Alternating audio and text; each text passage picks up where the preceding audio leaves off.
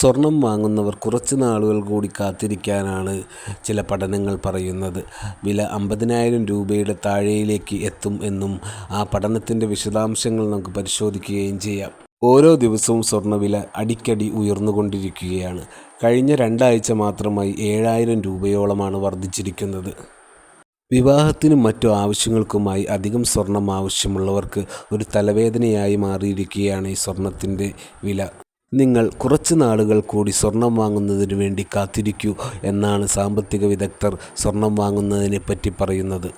നിലവിൽ രാജ്യാന്തര വിപണിയിൽ ഔൺസ് സ്വർണത്തിന് $3,500 മുകളിൽ വില കുതിച്ചുയർന്നിരിക്കുകയാണ്. ഈ വില $2,500-3,000 ഇടയിലേക്ക് വീഴുമെന്നും അടുത്ത വർഷം പകുതിയോടുകൂടി ഇത് സാധ്യമാകുമെന്നാണ് കരുതുന്നതെന്നും അവർ പറയുന്നു. റഷ്യ-യുക്രൈൻ യുദ്ധം തുടങ്ങിയതു മുതലാണ് സ്വർണ്ണവില ഇത്രയധികം കുതിച്ചുയരാൻ കാരണമായത്. നിക്ഷേപ സൗഹൃദ അന്തരീക്ഷം ഇതോടുകൂടി ഇല്ലാതാവുകയും ചെയ്തു.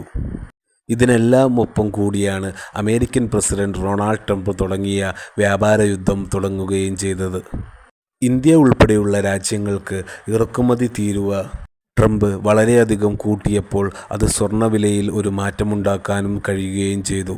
ലോകത്ത് 3 തരം നിക്ഷേപങ്ങളാണ് ഏറ്റവും കൂടുതൽ നടക്കുന്നത്. ഒന്നാമത്തേത് ഓഹരി വിപണിയാണെങ്കിൽ മറ്റുള്ളത് സ്വർണവും ഡോളറിലുമാണ് നിക്ഷേപം നടക്കുന്നത്. വ്യാപാര പ്രതിസന്ധി നടക്കുന്നതുകൊണ്ട് ഡോളറിൻ്റെ മൂല്യം വലിയ തോതിൽ ഇടിയുന്നതിന് കാരണമാകും. അങ്ങനെ കാരണമാകുന്നതോടുകൂടി കയറ്റുമതിയിൽ കുറവ് വരും.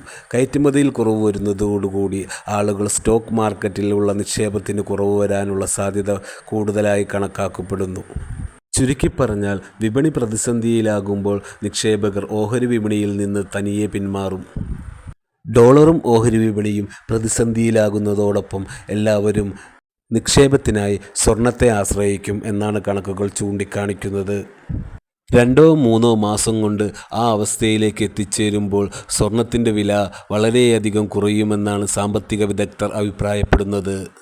അമേരിക്കൻ പ്രസിഡന്റ് ഡൊണാൾഡ് ട്രംപിന് വ്യാപാര യുദ്ധം വളരെ കൂടുതൽ കാലം നീട്ടിക്കൊണ്ടുപോകാൻ സാധിക്കുകയില്ല. കാരണം ഇന്ത്യ, ചൈന, റഷ്യ, ഇറാൻ തുടങ്ങിയ രാജ്യങ്ങളുടെ കൂട്ടായ്മ വരുമ്പോൾ ട്രംപിന് മുന്നോട്ട് പോകാൻ വളരെയധികം പ്രയാസമായിരിക്കും എന്നാണ് കണക്കുകൂട്ടലുകൾ കാണിക്കപ്പെടുന്നത്. ഇതിനു പുറമെ അമേരിക്കയിലെ കോടതിയും നിയമങ്ങളുമെല്ലാം ട്രംപിൻ്റെ നിയമങ്ങൾക്കെതിരെയാണ് പ്രവർത്തിച്ചു കൊണ്ടിരിക്കുന്നത്. ഇതേ നില തുടർന്നാൽ ട്രംപ് കൂടുതൽ വെല്ലുവിളി നേരിടാനുള്ള സാധ്യതകളും കൂടുതലാണ്. അങ്ങനെ ട്രംപ് മയപ്പെട്ട് സാധാരണ നിലയിലേക്ക് വീണ്ടും എത്തിക്കഴിഞ്ഞാൽ വീണ്ടും സ്വർണത്തിന് വില കൂടാനുള്ള സാധ്യതകളും കൂടുതലാണ് എന്നും അവർ അഭിപ്രായപ്പെട്ടു.